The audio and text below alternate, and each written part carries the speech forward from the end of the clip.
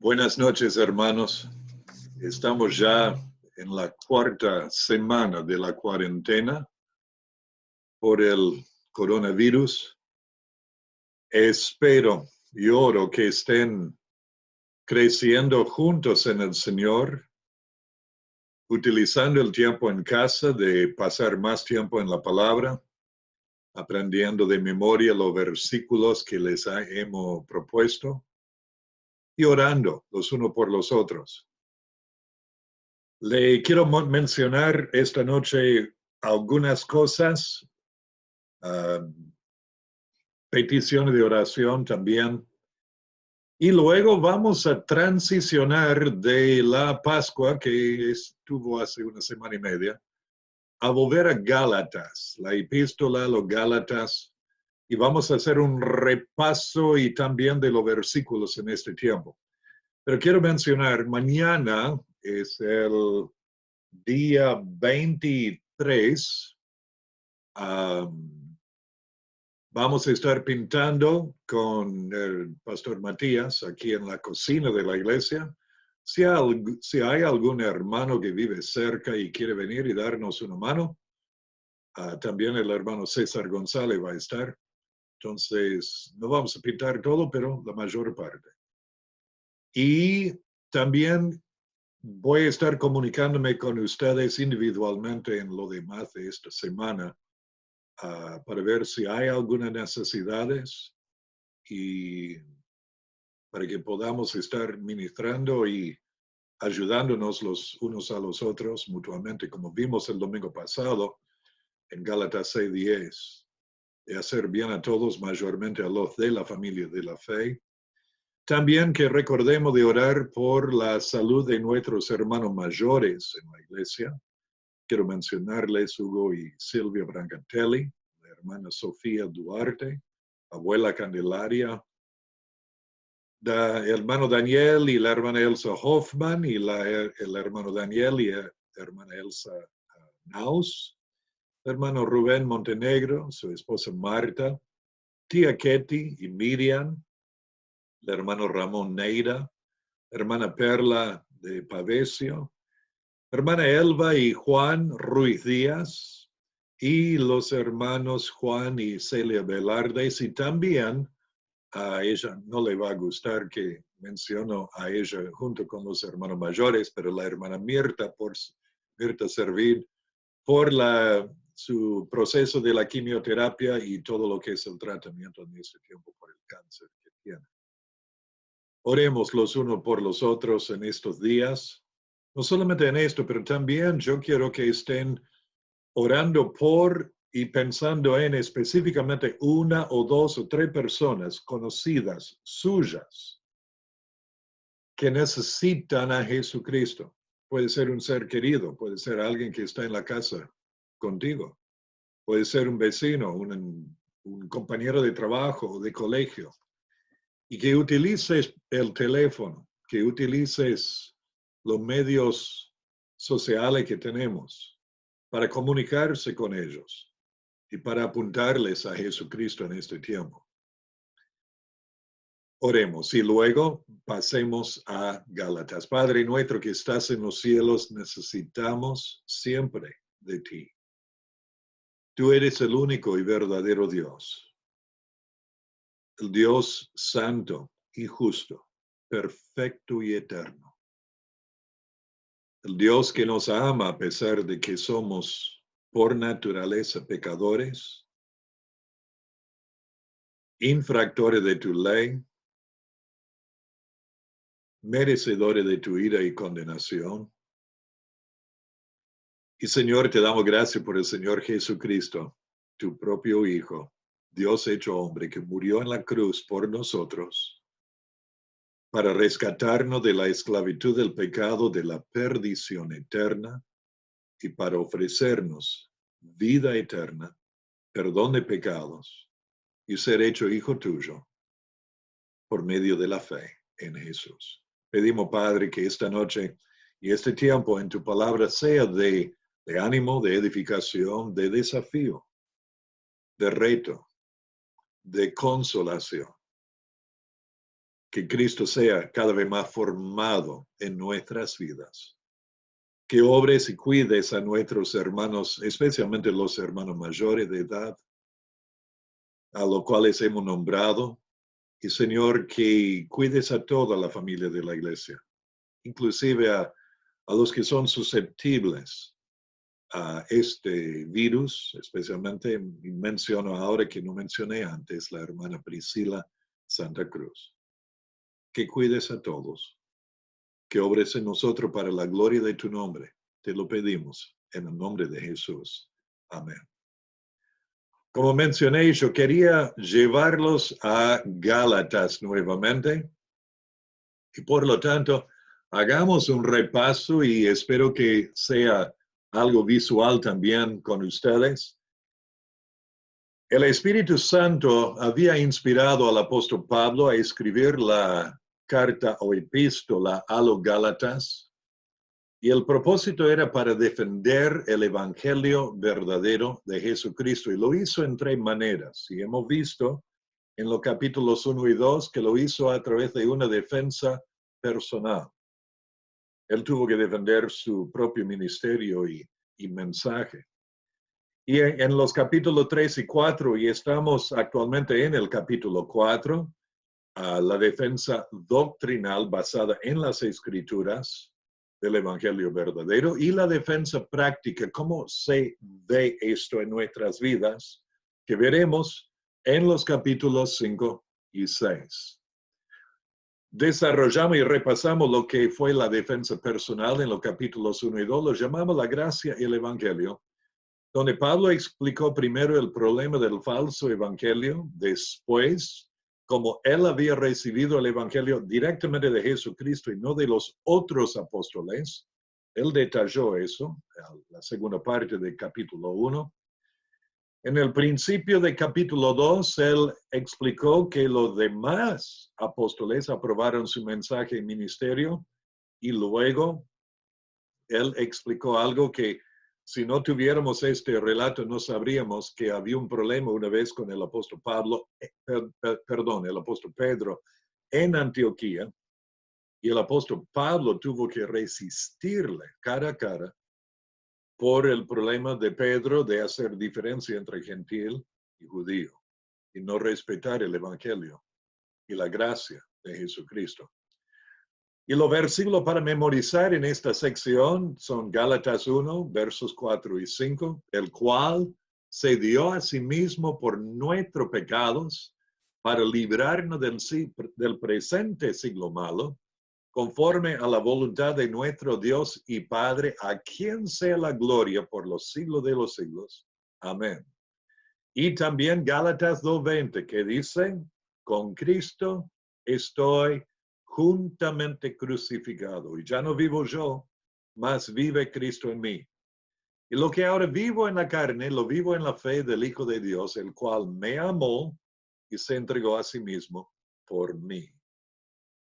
Pasando a la siguiente sección, capítulo 3 y 4, la defensa doctrinal, tenemos lo que llamamos la gracia y la ley, el contraste en estos dos capítulos. Vimos en los versículos 1 al 5 de capítulo 3, que el apóstol Pablo les hizo acordar a los Gálatas de su propia experiencia de salvación. Fue por gracia, no fue por guardar las obras de la ley. Y demostró en los versículos 6 a 14 que el Antiguo Testamento afirma que la salvación es por medio de la fe. Esto es algo a veces que se puede perder o pensar de otra forma, de pensar que en el Antiguo Testamento había una forma de salvación, que era por la ley, y en el Nuevo Testamento es por fe. No, no es así. Siempre la salvación, el perdón de pecados, la salvación de la perdición eterna, del infierno, siempre ha sido por medio de la fe en Dios. Abraham creyó a Dios y le fue contado por justicia. Leemos en Génesis 15. Entonces, de ahí en adelante, o sea, aún antes, siempre fue por medio de la fe. También él explicó el propósito de la ley de Moisés y estamos actualmente en esa porción de capítulo 3, versículo 15 a 4:20, y luego va a utilizar la historia de Agar y Sara para ilustrar la relación entre la ley y la gracia. Los versículos que tenemos para memorizar en esta sección, primeramente en capítulo 3, es el versículo 28, que dice, ya no hay judío ni griego, no hay esclavo ni libre, no hay varón ni mujer, porque todos vosotros sois uno en Cristo Jesús. Y luego les propusimos aprender de memoria los versículos 4 al 7 de capítulo 4, que comienza con, pero cuando vino el cumplimiento del tiempo, Dios envió a su Hijo, nacido de mujer y nacido bajo la ley, para que redimiese a los que estaban bajo la ley, a fin de que recibiésemos la adopción de hijos. Y por cuanto sois hijos, Dios envió a vuestros corazones el espíritu de su Hijo, el cual clama, Abba, Padre. Y el verso 7, así que ya no eres esclavo, sino hijo. Y si hijo, también heredero de Dios por medio de Cristo. Y luego Gálatas 4:19, hijitos míos, por quienes vuelvo a sufrir dolor de parto, hasta que Cristo sea formado en vosotros. Esto era el gran deseo del apóstol Pablo para los Gálatas. Lo dijo a los romanos en capítulo 8, versículo 29, en otra manera, que fuésemos hechos conformes a la imagen del Hijo, de su Hijo, Jesucristo, el propósito de Dios para nuestras vidas es que Cristo sea formado en nosotros, que el carácter de Jesucristo llegue a ser nuestro carácter, que seamos hechos conformes a la imagen de su Hijo. Es lo que Dios quiere para cada uno de nosotros. Volviendo a lo que es el bosquejo de la epístola en la defensa práctica en los capítulos 5 y 6, vamos a ver la gracia y cómo funciona en la vida cristiana y cómo esto resulta. Y vamos a ver que vivir en la gracia y vivir por la gracia de Dios resulta primeramente en la libertad en lugar de la esclavitud. Este tema de libertad versus esclavitud es algo que aún vamos a ver cuando volvemos al capítulo 4. Y de depender del Espíritu Santo y no de la carne cuando uno vive en y por la gracia de Dios. También resulta en vivir para otros y no para uno mismo, y resulta en vivir para agradar a Dios y no a los hombres. Al final del capítulo 6. Ahora, los versículos que quiero proponer que aprendan en este tiempo, primero el capítulo 5, versículo 1. Estad pues firmes en la libertad con que Cristo nos hizo libres y no estéis otra vez sujetos al yugo de esclavitud. Luego en los versículos 16, 17 dice, digo pues, andad en el Espíritu y no satisfagáis los deseos de la carne, porque el deseo de la carne es contra el Espíritu y el del Espíritu es contra la carne. Y estos se oponen entre sí de modo o para que no hagáis lo que quisieres. Después en el capítulo 5 también, versos 22 y 23, versículo que muchos de nosotros ya sabemos. El fruto del Espíritu es amor. Fíjense 9 partes acá. Amor, gozo, paz, paciencia, benignidad, bondad, fe, mansedumbre y templanza. Contra tales cosas no hay ley. Esto del capítulo 5. En el capítulo 6 hay 4 que quiero animarles que aprendan. Primero, verso 1. Hermanos, si alguno fuere sorprendido en alguna falta, vosotros que sois espirituales, restauradle con espíritu de mansedumbre, considerándote a ti mismo, no sea que tú también seas tentado. Fíjense en la actitud de mansedumbre al corregir o buscar restaurar a uno sorprendido en alguna falta. También los versículos 7 y 8. No os engañéis. Dios no puede ser burlado, pues todo lo que el hombre sembrare, eso también segará. Acá tenemos la ley de siembra y siega, de siembra y cosecha. Lo que uno siembra va a cosechar en la vida. Dice, porque el que siembra para su carne, de la carne segará corrupción. Mas el que siembra para el Espíritu, del Espíritu segará vida eterna. Y por último, el versículo 14 de Gálatas 6, pero lejos esté de mí gloriarme, sino en la cruz de nuestro Señor Jesucristo, por quien el mundo me es crucificado a mí y yo al mundo. Ahora, hice todo este repaso para que el domingo no lo tenga que hacer, pero quiero adelantarme un poco. Primero, repasemos un poco de lo que vimos en el capítulo 4, versículos 1 a 7, cuando hicimos la pregunta, ¿eres esclavo o hijo? Y esto es el contraste. Vimos que en los versículos 1 a 3 lo que somos sin Jesucristo. Somos niños o menores de edad y también esclavos bajo los rudimentos del mundo. Luego, en los versículos 4 y 5 vimos lo que Dios hizo. Primeramente, en la encarnación. Dios envió a su Hijo. En el cumplimiento del tiempo, Dios envió a su Hijo, nacido de mujer, nacido bajo la ley, y esto nos lleva a la redención para que redimiese a los que estaban bajo la ley, a fin de que recibiésemos la adopción de hijos.